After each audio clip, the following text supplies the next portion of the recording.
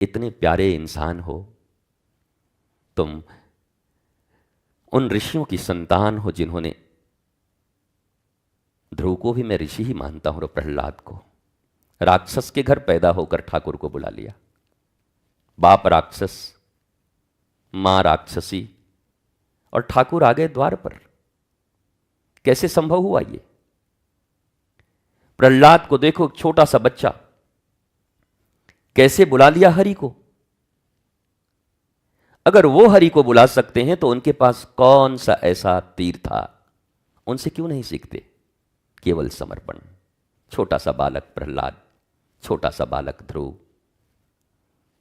बोले तुम्हारे पास क्या है, तुम क्या जानते हो? बोला कुछ जानते नहीं, मां ने कहा है कि अब तुझे परमपिता को प्राप्त करना है, और गुरुदेव नारद ने मुझे मंत्र दिया है, और मुझे पक्का विश्वास है कि अब मैं भगवान को पा करके ही रहूंगा। और वो पाए। जितनी लगन पैसे के लिए है, उससे ज्यादा लगन ईश्वर की होगी, तभी पाओगे। ये बात डायरी में नोट कर लो।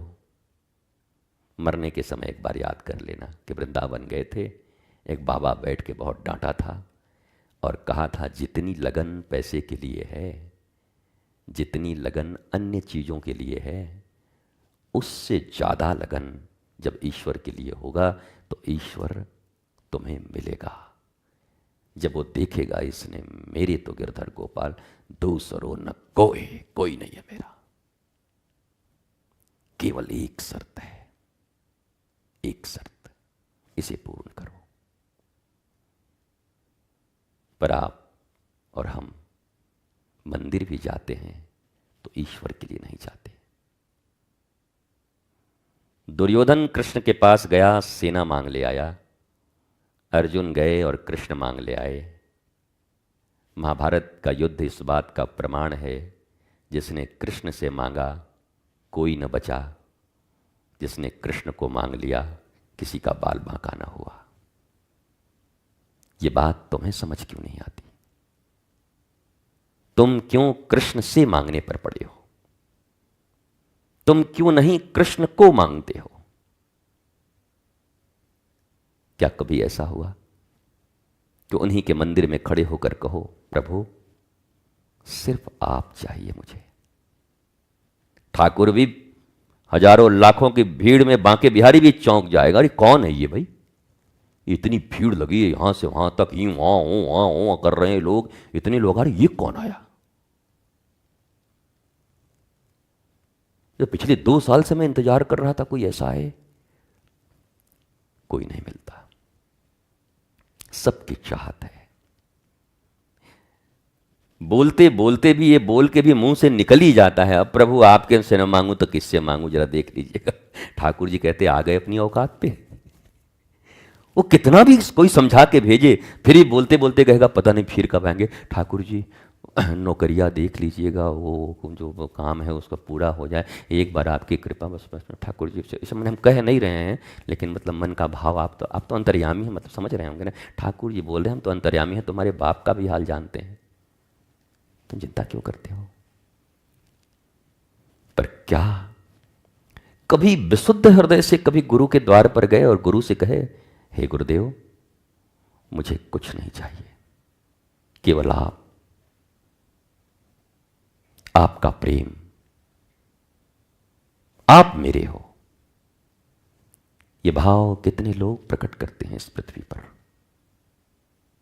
से चाहिए, वो जिस दिन चाहिए, और ये बड़ा सहज भी है। कोई मैया किसी भी दिन कर सकती है, ठाकुर जी को अपना बना सकती है।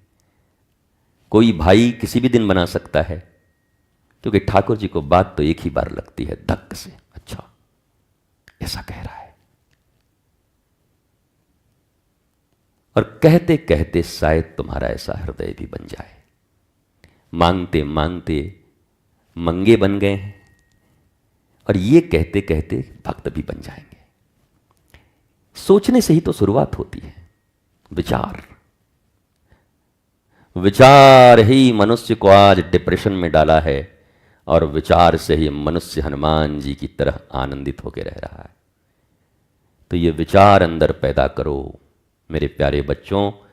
जब भी ईश्वर के द्वार जाओ, जब भी गुरु के द्वार जाओ, मैं तो कहूं माता पिता के पास भी जाओ तो यही कहो, आप मेरे रहें सदा,